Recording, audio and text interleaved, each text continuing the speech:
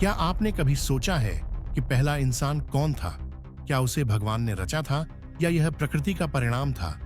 इस सवाल का उत्तर ढूंढना न केवल धार्मिक बल्कि वैज्ञानिक और सांस्कृतिक दृष्टिकोण से भी एक दिलचस्प यात्रा है। आज के इस वीडियो में हम 3 प्रमुख धर्मों इस्लाम, ईसाई धर्म और हिंदू धर्म के नजरिए से पहले इंसान की उत्पत्ति का रहस्य जानेंगे। साथ ही हम यह भी जानेंगे कि क्या धर्म और विज्ञान का दृष्टिकोण एक दूसरे के विरोधी हैं या फिर इनमें कुछ गहरी समानताएं छिपी हुई हैं। तो आइए इस अद्भुत यात्रा पर चलें और जानें कि पहले इंसान की उत्पत्ति को लेकर क्या मान्यताएं और विचारधाराएं हैं। मनुष्य के अस्तित्व और उसकी उत्पत्ति के बारे में सवाल हमेशा से इंसानियत के लिए एक रहस्यमय और दिलचस्प विषय रहा है। हम सब की जिज्ञासा यह जानने में लगी रहती है कि पहला इंसान कौन था और उसकी उत्पत्ति का रहस्य क्या है। क्या पहला इंसान भगवान द्वारा रचा गया था या क्या यह प्राकृतिक प्रक्रिया का परिणाम था? इस सवाल का जवाब अलग अलग धर्मों और विचारधाराओं में अलग अलग तरीके से दिया गया है। आइए हम इस सवाल की गहराई में जाएं और इसकी धार्मिक, सांस्कृतिक और वैज्ञानिक व्याख्याओं को जानें। इस्लाम के दृष्टिकोण में पहले इंसान का नाम आदम है। कुरान में आदम की रचना और उनकी भूमिका को विस्तार से बताया गया है। उन्हें अल्लाह द्वारा सबसे पहली मानव रचना के रूप में भेजा गया था। आदम के बारे में कुरान में जो विवरण मिलता है वह इस्लाम की सृष्टि के सिद्धांत को समझाने में सहायक है। कुरान में आदम की रचना का उल्लेख सूरह अल-बाकरा 2:30 में किया गया है। और जब तुम्हारे रब ने फरिश्तों से कहा, मैं पृथ्वी में एक वारिस बनाने वाला हूं, इस आयत में साफ तौर पर कहा गया है कि अल्लाह ने आदम को अपनी रचना के रूप में बनाया और उन्हें पृथ्वी पर भेजने का निर्णय लिया। कुरान के अनुसार आदम को मिट्टी से बनाया गया था और उनके अंदर अल्लाह ने अपनी आत्मा फूंकी थी।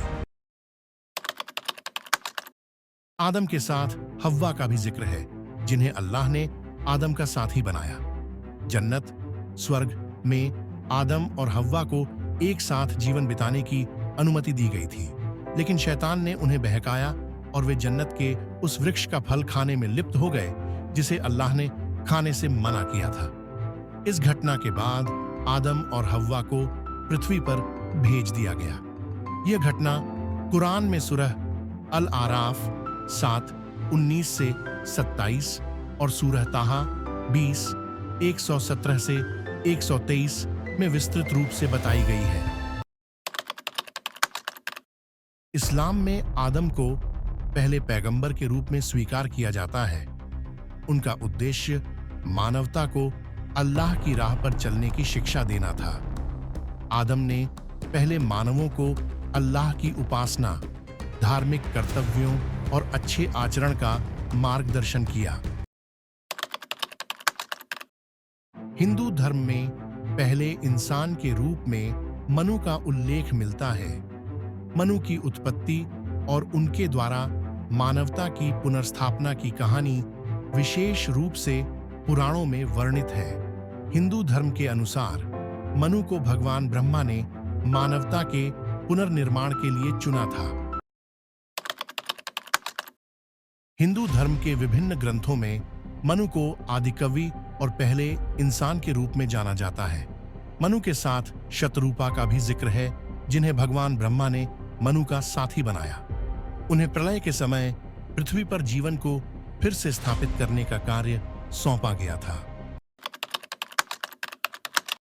हिंदू धर्म के मात्स्य पुराण में मनु की कहानी बताई गई है, जिसमें भगवान विष्णु ने प्रलय के समय मनु को एक नाव में सुरक्षित रखा और उन्हें पृथ्वी पर जीवन की पुनर्स्थापना के लिए आदेश दिया। मनु को हिंदू धर्म में धर्म का आदर्श पालनकर्ता माना जाता है। मनुस्मृति में मनु के द्वारा बताए गए नियमों और कर्तव्यों को धार्मिक जीवन का मार्गदर्शन माना जाता है। यह ग्रंथ समाज के आचार विचार और धर्म की समझ को प्रस्तुत करता है। ईसाई धर्म में भी आदम और हव्वा को पहला इंसान माना जाता है। बाइबल की पुस्तक उत्पत्ति में आदम और हव्वा की उत्पत्ति की कथा विस्तार से दी गई है।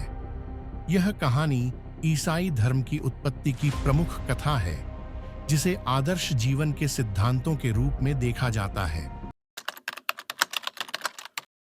बाइबल के उत्पत्ति 1:26-27 में लिखा है कि भगवान ने मानव को अपनी छवि में बनाया और उन्हें पुरुष और महिला दोनों रूप में उत्पन्न किया। उत्पत्ति 2:7 में यह कहा गया है, जब भगवान ने मनुष्य को पृथ्वी की धूल से बनाया और उसकी नासिका में जीवन की श्वास फूंकी, तब मनुष्य जीवित प्राणी बना। फिर उत्पत्ति 2:21-22 में लिखा है कि भगवान ने आदम के शरीर से एक पंजर निकाला और उससे हव्वा को उत्पन्न किया ताकि वह आदम की साथी हो सके। आदम और हव्वा को भगवान ने ईडन गार्डन में रखा, जहां उनका जीवन सुखमय था। उत्पत्ति 2:15 में कहा गया है कि भगवान ने उन्हें गार्डन में रहने का आदेश दिया, लेकिन एक विशेष वृक्ष के फल को खाने से मना किया था। उत्पत्ति 3:6 में हव्वा ने शैतान के बहकावे में आकर उस फल को खाया और आदम को भी दिया। इसके बाद उत्पत्ति 3:23-24 में लिखा गया है कि भगवान ने उन्हें गार्डन से बाहर निकाल दिया और उन्हें पृथ्वी पर भेज दिया। ईसाई धर्म में आदम और हव्वा की इस घटना को मूल पाप के रूप में देखा जाता है। उनके द्वारा किए गए पाप के कारण सभी मानवों को जन्म से ही पाप का असर होता है। इस पाप से मुक्ति पाने के लिए यीशु मसीह के माध्यम से उद्धार की आवश्यकता होती है। अब हम इन तीनों धर्मों की उत्पत्ति कथाओं की तुलना करेंगे। इन धर्मों में क्या समानताएं और भिन्नताएं हैं, इसे समझने से हमें पहले इंसान के बारे में एक स्पष्ट दृष्टिकोण प्राप्त होगा। तीनों धर्मों में पहले इंसान को एक विशेष उद्देश्य और कार्य के साथ रचा गया है। तीनों धर्मों में पहले इंसान के साथ एक साथी शतरूपा या हव्वा को भी उत्पन्न किया गया। सभी धर्मों में पहले इंसान का स्वर्ग में रहना और फिर किसी कारणवश पृथ्वी पर भेजा जाना शामिल है। धर्मों में पहले इंसान से पाप या गलती हुई, जिसके कारण मानवता को कष्ट या दंड प्राप्त हुआ।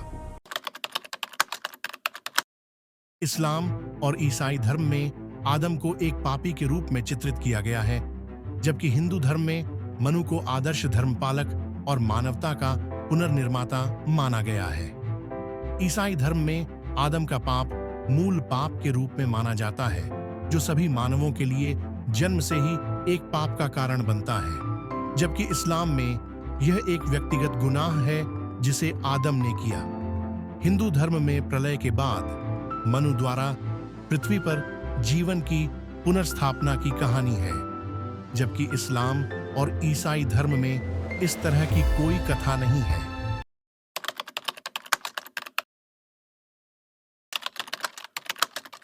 इन धर्मों के अनुसार मानव जीवन का उद्देश्य अल्लाह या भगवान की उपासना और उनकी इच्छाओं का पालन करना है।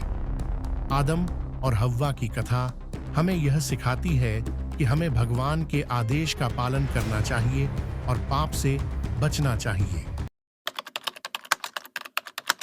हिंदू धर्म में मनु की कहानी यह दर्शाती है कि मानव जीवन का उद्देश्य धर्म, अर्थ, काम और मोक्ष के 4 पुरुषार्थों को समझना और पालन करना है। यह जीवन के उच्चतम उद्देश्य को प्राप्त करने के लिए एक मार्गदर्शन है।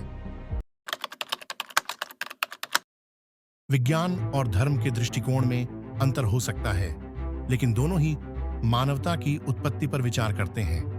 विज्ञान के अनुसार मानवता का विकास जैविक प्रक्रियाओं का परिणाम है, जबकि धर्म इसे दिव्य योजना का हिस्सा मानता है।